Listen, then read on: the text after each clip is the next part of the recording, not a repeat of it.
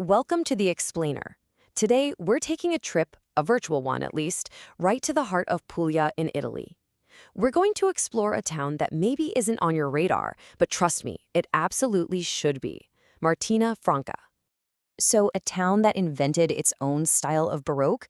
I mean, that sounds like a pretty bold claim, right?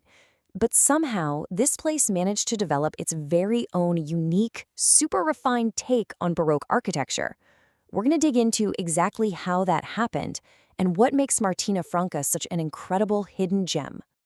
Okay, so first things first, let's get our bearings. Picture this. Martina Franca is tucked away in the beautiful Valle d'Itria.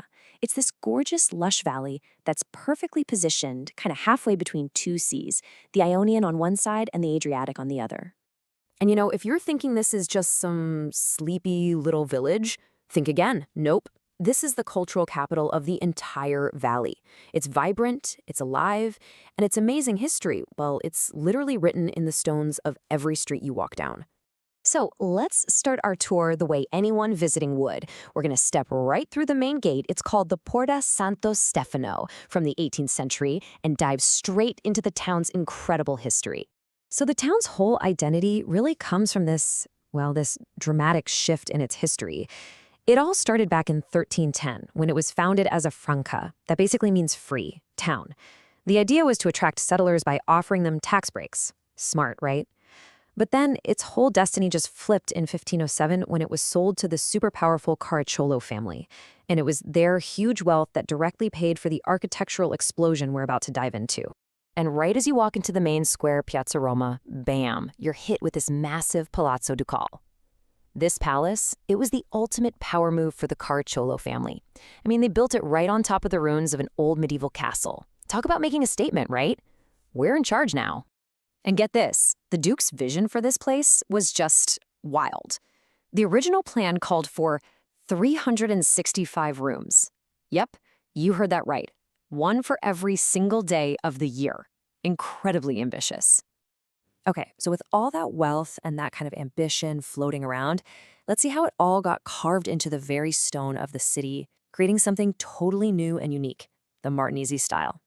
So what is Martinese Baroque? Well, think about the really grand, almost over-the-top Baroque you'd see in, say, Rome or Lecce. The Martinese style is different. It's more personal, more refined. It's like luxury, but on a human scale, perfectly designed for the town's cozy spaces and built with that beautiful local white stone. And the absolute peak expression of this style has got to be the breathtaking Basilica di San Martino. I mean, look at it. This is the town's crown jewel. It was built in the mid-1700s, and its incredible facade just dominates the main square, the Piazza Plebiscito. It just pulls your eyes straight up. This whole building is like a complete artistic vision. On the outside, you have this amazing dramatic sculpture of the town's patron saint, Saint Martin, sharing his cloak with a beggar. But then you step inside, and it's a whole other world. It's all this elegant Rococo beauty, which is kind of like a lighter, more delicate version of Baroque, with these stunning multicolored marble altars and incredible paintings by local artists. And listen to this. This is a quote from someone who just visited. Blown away for the architecture and the artwork. If you're ever in Martina Franca, visiting this basilica is a must. And that just perfectly captures the feeling, that sense of awe you get when you step inside. But okay, Martina Franca's story isn't just about stone and architecture. Oh no, it's also about its incredible, unique flavors. Let's talk food. The town's most famous food export is, without a doubt, Capicolo di Martina Franca. And we're not just talking about any old cured meat here. This stuff is a protected slow food presidium.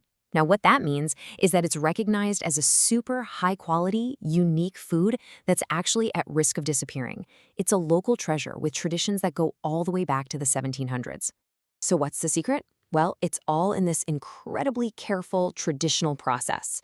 First, the pork gets salted and spiced. Then, and this is key, it's marinated in a local cooked wine called Vino Scoto. After that, it's smoked over the bark of a very specific local oak tree, the Fragno oak. And then, it's aged for at least 120 days. All of that work is what gives it that delicate, slightly sweet, and totally unmistakable smoky flavor. Okay, so after all that, let's say you're planning a trip. What are the absolute must-dos? What's the takeaway here? Here's a quick little cheat sheet for you. On the must-see list, the Basilica and the Palazzo Ducali are absolutely non-negotiable. But honestly, just let yourself get lost in those winding, whitewashed alleys. That's where the magic is. And for the must-taste list, you've got to try the Capicolo, obviously. But also look for bombese. They're these amazing little grilled meat roll-ups. And the classic country dish, fave e cicoria, which is fava bean puree with chicory. You see, that's what's so cool about Martina Franca. It has this perfect blend of high culture, the Baroque palaces, a famous opera festival, and these really authentic rustic traditions that you can literally taste. It's the best of both worlds. So if you think about it, if a place is really defined by its art and its food, what story is Martina Franca telling us? Well, it's telling a story of freedom, and then of feudal power, of incredible artistic pride, and of a deep and seriously delicious connection to the land. And that is a story that is definitely worth discovering for yourself.